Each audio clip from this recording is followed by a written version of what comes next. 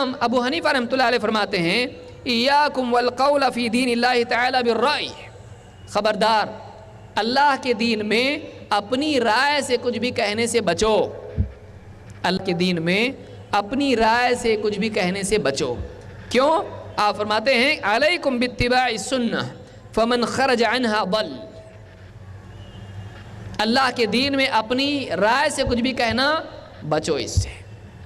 تمہارے لیے ضروری یہ ہے کہ تم سنت کی اتباع کرو، جو سنت کے راستے سے ہٹ گیا وہ گمراہ ہو گیا،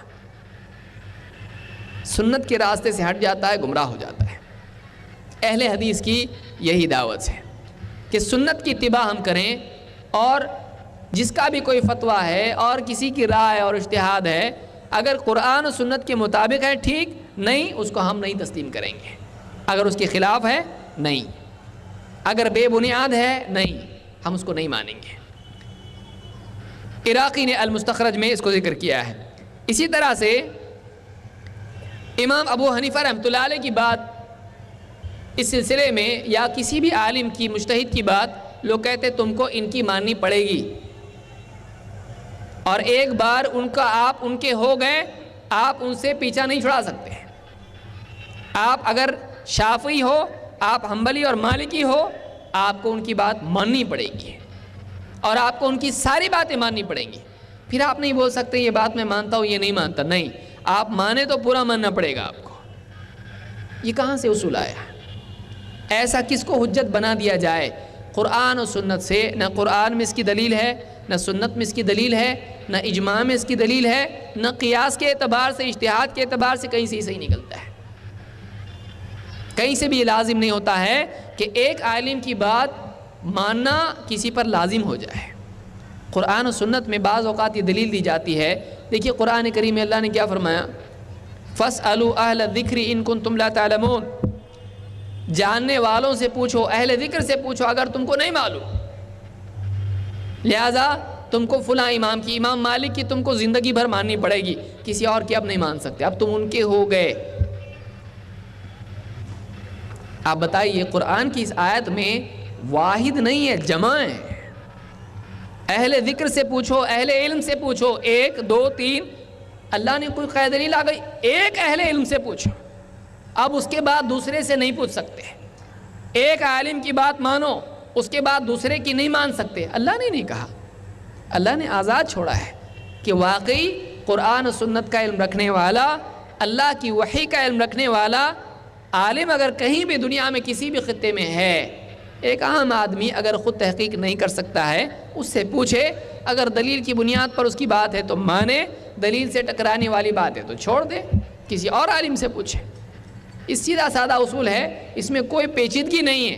لیکن اب اگر کوئی آدمی کہے نہیں، اب پہلی مرتبہ تمہارے ابو ان سے پوچھتے تھے، تم کو بھی ان سے پوچھنا پڑے گا، یا فلاں مسلک میں ہی تم کو بند رہنا پڑے گا، آپ دوسرے مسلک کے عالم سے نہیں پوچھ سکتے۔ کہاں سے اصول آئے یہ؟ قرآن و سنت میں اصول نہیں ہے، نہ اماموں نے ایسی بات کہی ہے، نہ اماموں نے ایسی بات کہی ہے۔ مثال کے طور پر آپ دیکھیں، امام ابو حنیفہ رحمۃ اللہ علیہ فرماتے ہیں لا يحل لأحد ان يأخذ بقولنا ما لم يعلم من أين أخذناه، کسی کے لیے یہ حلال نہیں ہے، یہ جملہ سنیے آپ، کسی کے لیے یہ حلال نہیں ہے، جائز نہیں کہ ان يأخذ بقولنا، وہ ہماری کوئی بات لے، ہمارا قول لے، اور ما لم يعلم من أين أخذناه، جب اس کو یہ معلوم نہ ہو کہ ہم نے کہاں سے لیا ہے، ہم نے کس بنیاد پر یہ بات کہی ہے۔ اگر اس کے پاس وہ دلیل نہیں ہے تو وہ ہماری بات نہیں لے، اس کے لیے جائز ہی نہیں ہے۔ اب اگر کوئی اس بات پر کوئی آدمی پوچھتا ہے اس مسئلے میں امام ابو حنیفہ رحمۃ اللہ علیہ کی دلیل کیا ہے، وہ کہتے ہیں دلیل کچھ نہیں ہے، کچھ تو، لیکن تم کو ان کی ماننے پڑے گی۔ تم دلیل پوچھنے والے کون ہوتے ہو؟ تم دلیل نہیں سمجھ سکتے۔ یہ جو بات ہے یہ بات غلط ہے۔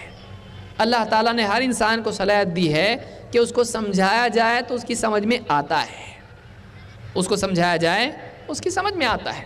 ایک بار میں نہیں آئے گا، 2 بار میں نہیں آئے گا، تیسری بار میں سمجھ میں آئے گا۔ اب ایک آدمی، ایک عالم اس کو دلیل دے ہی نہیں، اس کو سمجھائے ہی نہیں، اور کہے کہ میں جو کہہ رہا ہوں تم کو ماننا پڑے گا، یہ ظلم ہے، یہ ظلم ہے۔ کہ اللہ تعالیٰ نے اس کو جو آزادی دی ہے، اس کو جو سمجھ دی ہے، اس سمجھ کو آپ رد کر رہے ہو، اس کو کل عدم کر رہے ہو، ختم کر رہے ہو۔ مثال کے طور پر امام ابو حنیفہ رحمۃ اللہ علیہ فرماتے ہیں حرام علی من لم یعرف دلیلی ان یفتی بکلامی، اس آدمی کے لیے حرام ہے فتویٰ دینا میرے قول پر جو میری دلیل کو نہ جانتا ہو، جو میری دلیل نہیں جانتا ہے اس کو میرے قول کے مطابق فتویٰ دینا حرام ہے، اس کے لیے جائز ہی نہیں ہے۔ اس لیے کہ فرماتے فَإِنَّا بَشَرٌ نَقُولُ الْقَوْلَ قَوْلَ الْيَوْمِ وَنَرْجِعُ عَنْهُ غَدًا، اس لیے کہ ہم انسان ہیں، آج ایک بات ہم کہتے ہیں کل اس سے ہم رجوع کر لیتے ہیں، آج ایک بات ہم کہتے ہیں کل اس سے بہتر بات، دلیل اور تحقیق ہمارے سامنے آ جاتی ہے، ہم آج کی بات چھوڑ کے کل کوئی اور بات لے لیتے ہیں۔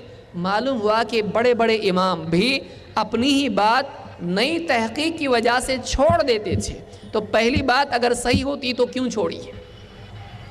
آپ بتائیے کہ پہلی بات ہی اگر وہی ہے تو پھر چھوڑنے کی ضرورت کیا ہے؟ دوسری بات کیوں لی؟